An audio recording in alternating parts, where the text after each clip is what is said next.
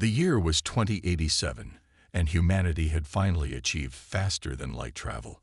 After decades of research and countless failed attempts, the breakthrough came from a small team of scientists working in an underground lab in Nevada. The first FTL ship, the UVS Frontier, was built in orbit around Earth and sent on its maiden voyage with Captain John Miller at the helm. Captain Miller was a calm man with graying hair and steady hands. He had been chosen for his level head and experience with first contact protocols. The Frontier's mission was simple: explore the nearest star systems and gather data. No one expected they would meet aliens on their very first trip. The ship was 3 weeks into its journey when the sensors picked up an unusual energy signature. It wasn't natural. The patterns were too regular, too precise. Miller ordered the ship to approach cautiously. "All stations, yellow alert," he said, standing from his captain's chair. "Let's not make any sudden moves."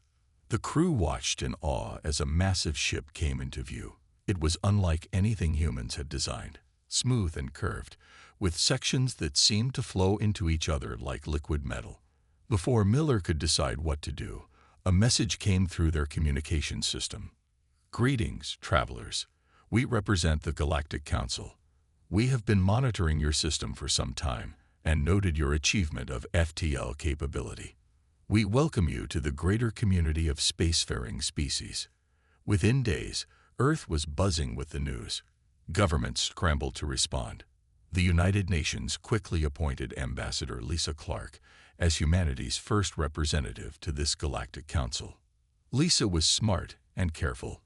She had worked in international diplomacy for 15 years and understood the importance of first impressions.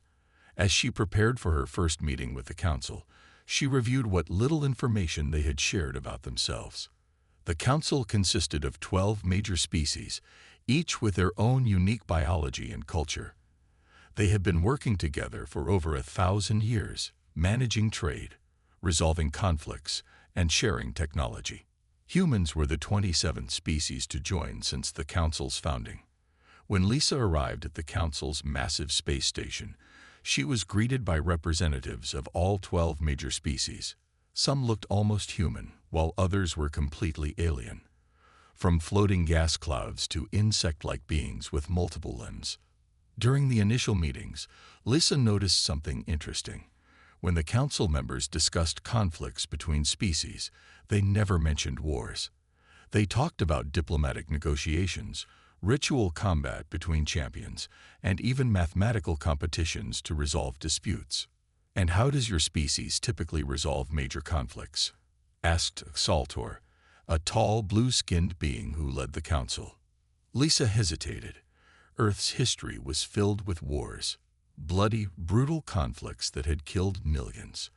She decided to be selective with the truth. "We prefer diplomatic solutions when possible," she said carefully. "We have developed many methods for peaceful conflict resolution." This wasn't a lie, but it wasn't the whole truth either. Lisa didn't mention the world wars or the countless regional conflicts that had shaped human history. She didn't tell them that humans had developed weapons that could destroy entire cities, or that military strategy was studied extensively on Earth. Over the next few months, Lisa learned more about the council species. Most had experienced small conflicts in their distant past, but nothing like the scale of human wars. The concept of nations fighting nations across entire continents seemed primitive and unnecessary to them. As human diplomats integrated into council society, they were careful about what parts of human history they shared. Lisa instructed her team to emphasize human art, science, and philosophy, not our long history of warfare. "We're on probation," she told her staff during a private meeting. "Until we understand our place here, we need to put our best foot forward." What Lisa didn't know was that the council was already growing curious about the parts of human history that weren't being shared. And soon, they would discover just how different humans really were. 6 months after first contact, junior diplomat Alan Garcia arrived at the council's main station. Alan was young, curious, and had a passion for history. While other human diplomats focused on trade agreements and technology exchanges, Alan spent his free time exploring the Masset station. One day, Alan discovered the Council's historical archives. The room was enormous, filled with data terminals that contained the collected knowledge of all Council species. Alan received permission to study these archives and began spending hours there each day. "You seem very interested in our histories," said a voice behind Alan one afternoon. Alan turned to find a Melanorian named Zix watching him. Melanorians looked like tall, thin humans with pale blue skin and large eyes. Zix was the Council's head historian. "I find it fascinating," Alan said. "Each species has such a different path to space travel." Zix sat beside Alan. "And what about humans? Your Ambassador Clark has shared some information, but it seems incomplete." Alan felt uncomfortable. He knew the guidelines. Don't focus on Earth's wars or military history. But he also valued honesty. "Our history is complex," Alan said carefully. "Like many species, we had conflicts in our past." Over the next few weeks, Alan and Zix developed a friendship. They exchanged stories about their home worlds and cultures. Gradually, Alan began sharing more about human history, carefully selecting which conflicts to discuss. "So your countries fought over resources and territory?" Zix asked after hearing about the American Civil War. "Yes, but also over ideas and ways of life," Alan explained. "The Civil War was partly about whether humans could own other humans." Zix's large eyes widened. "Such a concept is disturbing. But the idea that you would fight to end this practice is admirable." As their talks continued, Alan shared more stories. The American Revolution, the fall of Rome, the Mongol Empire. He avoided mentioning the world wars or nuclear weapons, focusing instead on how conflicts had sometimes led to positive change. What Alan didn't know was that Zix was recording these conversations and sharing them with the Council leadership. The aliens were becoming increasingly fascinated by human resilience. "No other species has faced so many challenges and survived," Zix told the Council during a private meeting. "Humans fight, yes, but they also rebuild and grow stronger. There is much we could learn from them." Some Council members disagreed. "Their history suggests they are dangerous," said Krell, a reptilian leader. "We should monitor them more closely." The Council secretly increased surveillance of human space. They watched Earth broadcasts, studied human literature, and analyzed military files their computers could access. What they found alarmed them. Meanwhile, Alan continued his work in the archives, unaware of the growing concern. One day, he found records of a species called the Vexari, who live near human space. The Vexari are territorial but avoid direct conflict. Zix explained when Alan asked about them. "They prefer to establish clear boundaries and maintain them strictly." "That sounds reasonable," Alan said. "Have they ever caused problems for the Council?" Zix hesitated. "They are not technically Council members. They interact with us when necessary, but prefer isolation. Their territory borders what is now human space." Alan felt a chill. "Have you informed our leaders about this?" "I believe your Ambassador Clark has been briefed," Zix said. "It is not an immediate concern. The Vexari rarely engage with new species, but even as they spoke, reports were coming in from the border between human and Vexari space. Human colony ships had been spotted near Vexari territory. The aliens had sent warnings, which the humans either didn't understand or chose to ignore." The Council watched with growing concern. They had seen what happened when stronger species encroached on weaker ones, but they had never seen what happened when someone challenged humans. They were about to find out. 5 years had passed since humans first joined the galactic community. In that time, they had established colonies on 3 planets beyond their home system. The furthest colony was on Proxima, a rocky world orbiting the star closest to Earth's sun. Commander Nickel Wright stood on the bridge of the UES Defender, watching the stars through the main view screen. She was a tall woman with short brown hair and eyes that missed nothing. The Defender was a military ship disguised as a research vessel. The Council didn't need to know about its true purpose. "Commander, we've received another message from the Vexeri ships," said her communications officer. "They're demanding we leave this sector immediately." Nicole frowned. The Vexeri had been sending threats for weeks. They claimed that Proxima was within their territory, despite human surveys showing it was unclaimed space when the colony was established. "Send our standard response," Nicole ordered. "Remind them that we're operating within recognized neutral space and have no hostile intentions." Her orders from Earth were clear: show restraint. Ambassador Clark was still working to build trust with the Council. A conflict with another species would not help those efforts. The next morning, Nicole was awakened by alarms. She rushed to the bridge to find her crew at battle stations. 3 Vexeri ships have entered orbit around Proxima, her first officer reported. They're launching landing craft toward the colony. Nicole's training kicked in immediately. Intercept course. Ready defensive systems only. Contact the colony and tell them to activate emergency protocols. The Defender moved quickly, positioning itself between the Vexeri ships and the colony. On the view screen, Nicole could see the Vexeri vessels. They were angular and dark, with sharp protrusions like spines. "Open a channel," she ordered. When the connection was established, she spoke clearly. "Vexeri vessels, this is Commander Wright of the UES Defender. You are approaching a human settlement. Withdraw immediately, or we will be forced to defend our people." The response came quickly. "Humans do not belong here. The weak must give way to the strong. This is the natural order." Before Nicole could respond, energy beams lanced out from the Vexeri ships toward the colony below. The defense shields absorbed most of the attack, but sensors showed damage to the outer buildings. "They're firing on civilians," Nicole's weapons officer said, his voice tight with anger. Nicole made her decision. Target their weapon systems only. Disable, don't destroy. What followed was unlike anything the watching Council observers had ever seen. The Defender moved with impossible precision, evading the Vexeri attacks while landing pinpoint strikes on their weapons arrays. Nicole's crew worked like a single organism, anticipating orders before they were given.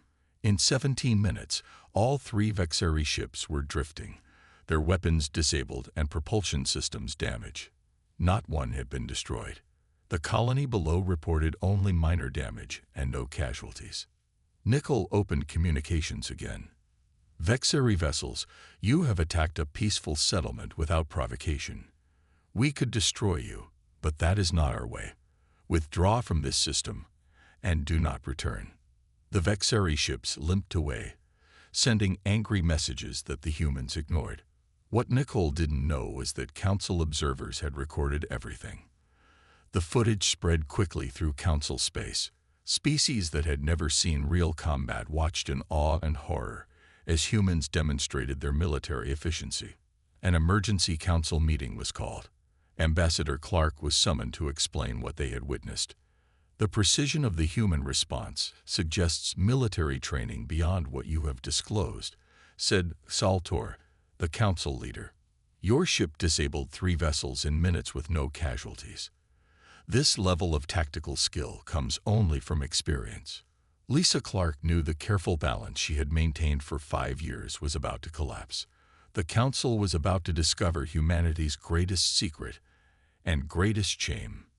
"I believe," she said carefully, "it's time we had an honest conversation about human history." The Galactic Council chamber was silent as Ambassador Lisa Clark finished her presentation.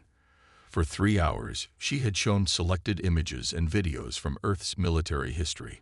She had been careful not to show the worst horrors, but what she revealed was shocking enough. Senior investigator Frank Delgado stood beside her. Frank was a stocky man with a serious face and 20 years of military experience before joining the diplomatic corps. The Council had appointed him to work with their investigators to examine human military capabilities.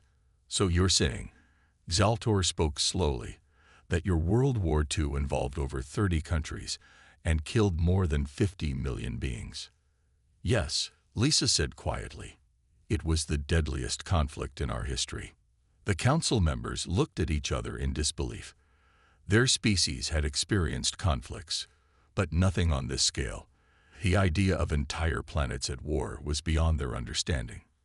And after this war, continued Krell, the reptilian council member, your countries built weapons that could destroy entire cities. Frank stepped forward. Yes, but we also created organizations to prevent such weapons from being used. We learned from our mistakes. The investigation continued for weeks. Frank worked closely with alien counterparts, explaining human military history, while trying to emphasize humanity's progress toward peace. But the more the aliens learned, the more concerned they became. Your species developed something called guerrilla warfare? Asked Ziv, a small furry investigator from a species called the Talari. Yes, Frank explained. It's a way for smaller forces to fight against larger ones by using surprise attacks and quick retreats. And this Cold War, you threatened each other with destruction for decades without actually fighting? Asked another investigator. Frank nodded.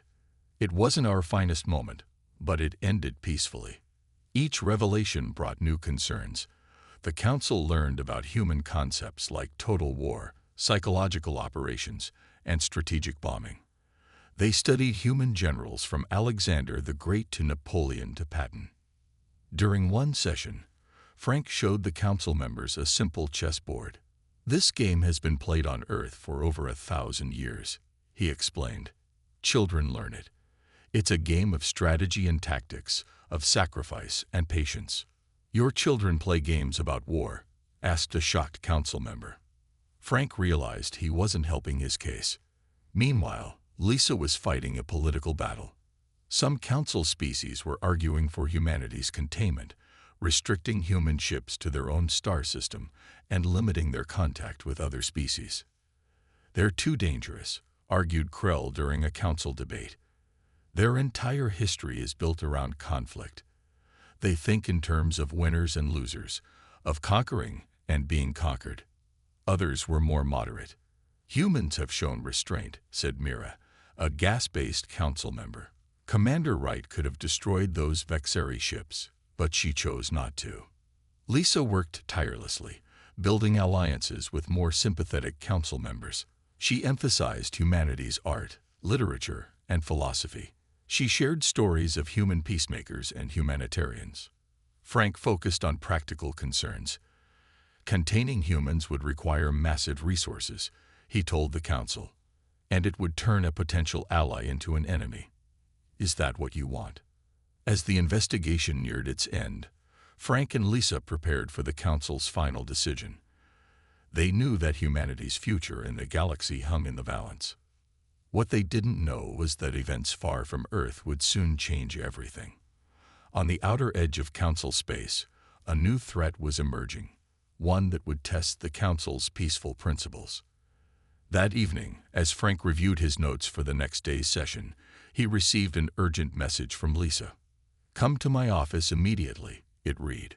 The council just received a distress call. We may have bigger problems than our investigation. Frank rushed into Lisa's office to find her with 3 council members. Their faces were grim as they watched a holographic display showing a battle in space. What am I looking at? Frank asked.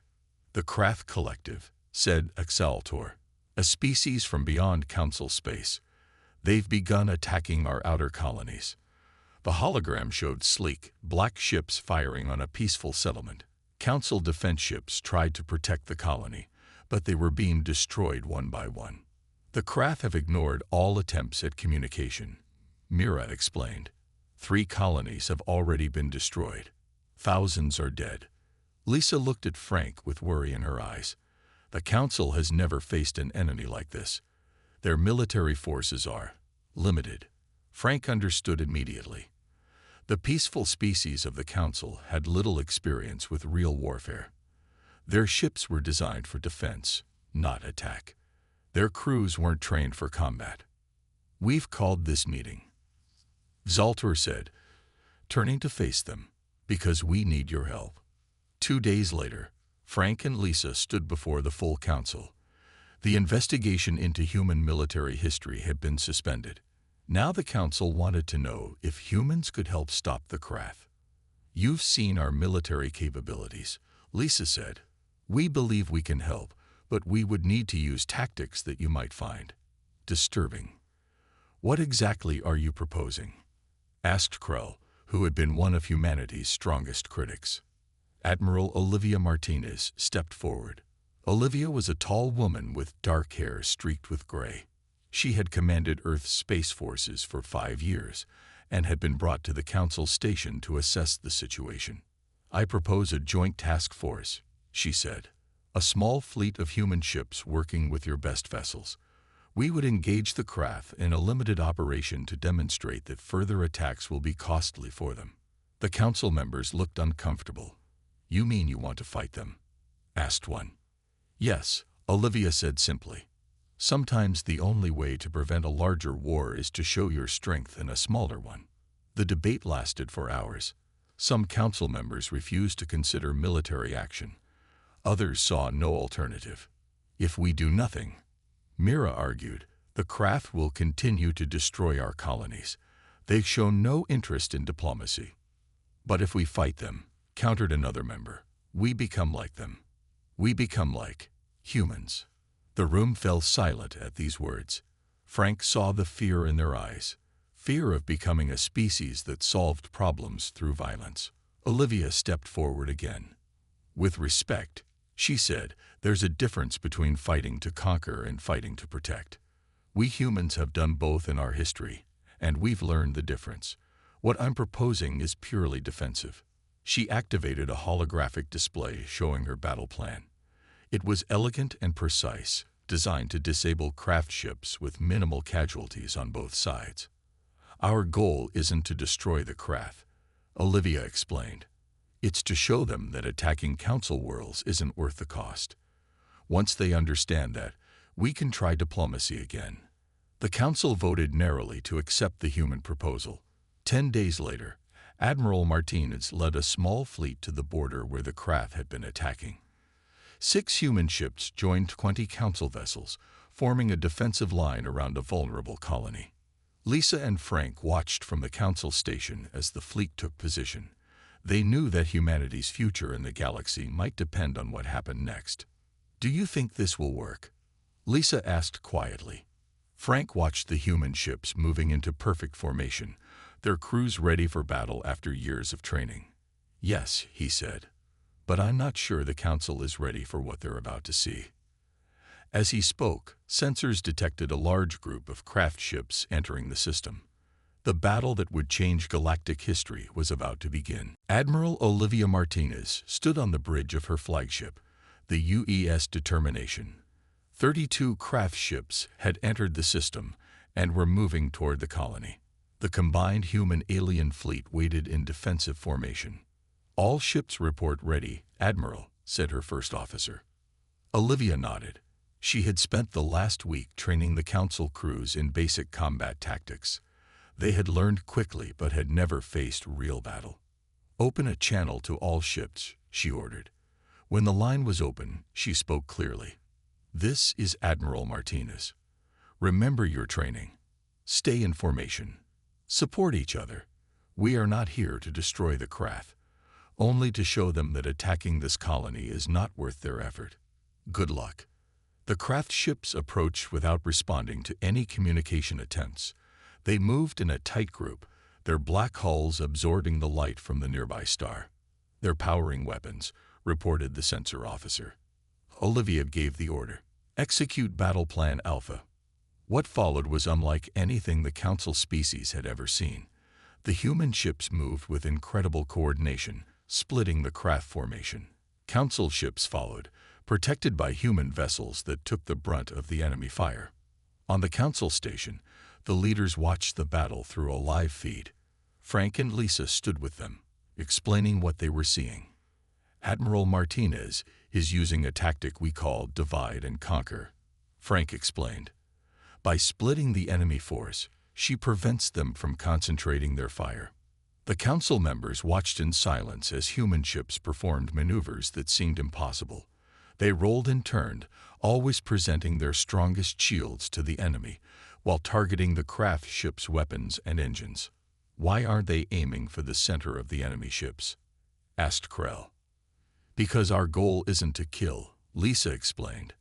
"It's to disable them without unnecessary loss of life." Olivia directed the battle with calm efficiency. When 3 craft ships broke through and headed for the colony, she dispatched a small, fast group to intercept them. When a council ship was heavily damaged, she ordered 2 human vessels to cover its retreat. Back on her bridge, Olivia received a message from a council captain whose ship had been saved by a human vessel that took heavy damage in its place. "Why did your ship risk itself for us?" the alien asked. "That's what allies do," Olivia replied simply. "We protect each other." After 2 hours of fighting, the battle was over. 7 craft ships had been destroyed when they refused to retreat. 15 were disabled and drifting in space. The rest had fled back to craft territory. The human council fleet had lost 3 ships and suffered damage to 12 others. As the fleet secured the area, Olivia ordered rescue operations for the crews of the disabled craft vessels. "They may be our enemies," she told her officers, "but they're still living beings." Footage of the battle spread quickly through council space. Species that had lived in peace for centuries watched in awe as humans demonstrated combat tactics developed over thousands of years of warfare. The council leaders were conflicted. The human intervention had saved the colony and possibly prevented further craft attacks, but the efficiency with which humans fought was frightening. They knew exactly what to do. Mira said during an emergency meeting, "Every maneuver, every formation." It was like they had fought 100 battles before. "They have," Frank told them quietly. "Throughout our history, we've fought many wars. We've made terrible mistakes. But we've also learned how to protect those who cannot protect themselves." As the damaged ships returned to the council station for repairs, Admiral Martinez prepared her report. She knew the battle had shown the council both the best and worst of humanity, our capacity for violence, but also our willingness to risk ourselves for others. The galaxy would never see humans the same way again. 1 week after the battle with the Krath, the Galactic Council called an emergency session. The main chamber was packed with representatives from all council species. The topic was simple but important: what to do about humans. Ambassador Lisa Clark sat at the center of the room, feeling all eyes on her. She had spent days preparing for this meeting, knowing that humanity's future in the galaxy would be decided here. Zaltor, the council leader, spoke first. "We have called this session to discuss what many are calling the human problem. Their help against the Krath was valuable, but their military capabilities raised serious concerns." The debate began immediately. Some council members praised the humans for their help. Others warned of the danger of allowing a species with such warlike tendencies to move freely through the galaxy. "They saved our colony," argued Mira, the gas-based council member who had supported the joint operation. "Without human intervention, thousands more would have died." "But at what cost?" countered Krell, the reptilian leader who had always been suspicious of humans. "We've invited a predator species into our peaceful community. Their entire history is built on warfare and conquest." The arguments continued for hours. Some suggested quarantining Earth and human colonies, allowing no further expansion. Others proposed strict monitoring of all human ships. The most extreme voices called for removing humans from council space entirely. As the debate heated up, Lisa asked for permission to speak. When granted, she walked to the center of the chamber and looked around at the alien faces. "I understand your fears," she began. "You've seen what humans can do in battle. You've learned about our violent history, but you've only seen one side of humanity." She activated a holographic display showing images from Earth: children playing, scientists working, artists creating, people helping each other after disasters. "Yes, we have fought wars," Lisa continued. "Yes, we have developed weapons and tactics that frighten you. But we've also created music and art and literature. We've developed medicines and technologies to improve lives. We have fought to end suffering and injustice." She paused, looking directly at Krell. "You fear that we will bring war to your peaceful galaxy. But as you've seen, we can also bring protection to those who cannot defend themselves." The council members listened in silence. Lissa knew she was fighting for humanity's place among the stars. "I propose a compromise," she said. "Humanity will share our defensive knowledge with the council. We will help train security forces and develop protective systems. In exchange, we agree to restrictions on our military activities. We will not engage in warfare except under strict council supervision." The room filled with whispers as species discussed the proposal among themselves. Some seemed interested, others still suspicious. An older council member named Vos, who had been silent until now, stood to speak. He was from one of the founding council species and was highly respected. "I have studied Earth's history since humans first joined us," he said. "Yes, they have fought terrible wars, but they have also shown the ability to learn from their mistakes, to grow beyond their violent past. The Krath attack has shown us that our galaxy is not as peaceful as we believed. Perhaps we need humans more than we want to admit." The debate continued for another day. Eventually, the council took a vote. The result was close: 27 species in favor of Lisa's proposal, 25 against. Zoltor announced the decision. Humans will remain part of the galactic community, but under new protocols that will govern their military activities. Ambassador Clark, your government must agree to these terms if Earth wishes to maintain its place in the Council. Lisa nodded, relief washing over her. It wasn't a complete victory, but humanity would have a chance to prove itself. As the session ended, Krell approached her. "I voted against you," he said bluntly. "I still don't trust humans, but I hope you prove me wrong." "We will," Lisa promised. "Just give us the chance." 6 months after the council vote, Earth formally signed what became known as the War Protocols. These new rules were simple but strict. Humans could not engage in warfare except under direct council supervision. Human ships could carry defensive weapons but needed special permission to use them. All military technology had to be registered with the Council. In exchange, Earth became the center for the new Galactic Defense Academy. Here, humans would train Council security forces in defensive tactics. The Academy was built in orbit around Earth, a massive station where species from across the galaxy could learn from human military experts. Admiral Olivia Martinez was appointed as the Academy's first director. On the day it opened, she stood before representatives from 50 different species. "We will teach you to protect, not to conquer," she told them. "You will learn the difference between fighting for power and fighting for peace." Frank Delgado became the head of the Academy's history department. His job was to teach alien students about human conflicts, to help them understand the lessons Earth had learned through centuries of warfare. "To prevent war, you must understand it," he told his first class. "Human history is filled with terrible mistakes, but also with courage and sacrifice." At first, many council species were reluctant to send students to the Academy. They feared that learning human war tactics would change their peaceful cultures. But after a second Krath attack was successfully defended by Academy graduates, more species began to participate. Human military history became required study for all Council security forces. They learned about ancient battles like Thermopylae and modern conflicts like the World Wars. They studied the strategies of great generals and the mistakes of failed ones. But they also learned about the Geneva Conventions, about rules of engagement designed to protect civilians, about the difference between necessary force and cruelty. Humans taught not just how to fight, but when not to. 5 years later, Captain Paul Martinez, Olivia's son, stood on the bridge of the CSS Guardian, the first mixed-species security vessel. His crew included members from 15 different Council species, all Academy graduates.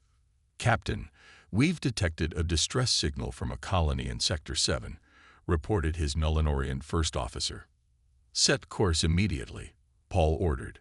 Prepare defensive systems, but do not power weapons unless authorized.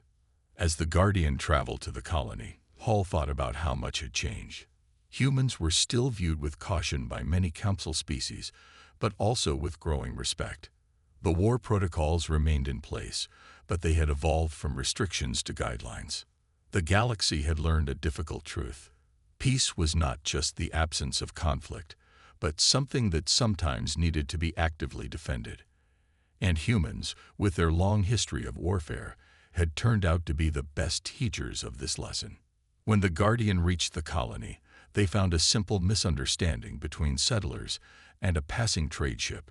No weapons were needed, just careful negotiation. Paul was glad. He had learned both sides of his heritage. From his human ancestors, he had inherited the ability to fight when necessary. From the Council, he had learned the patience to avoid fighting whenever possible. Back on Earth, Lisa Clark, now retired from her ambassador role, sat with Taltor in a garden overlooking the Pacific Ocean. The Council leader had come to Earth for the Academy's 5th anniversary celebration. "Did you ever imagine it would work out this way?" Taltor asked. "Humans teaching peace through their knowledge of war." Lisa smiled. "Our history made us good at fighting, but it also taught us the value of peace. We just needed a chance to show both sides." In the sky above them, ships from across the galaxy arrived for the celebration. Humanity had found its place among the stars, not as conquerors, but as reluctant warriors and hopeful peacekeepers. The war protocols remained in place, a reminder of humanity's dangerous potential, but they had also become a framework for a new understanding. Sometimes, knowing how to fight was the best way to avoid having to.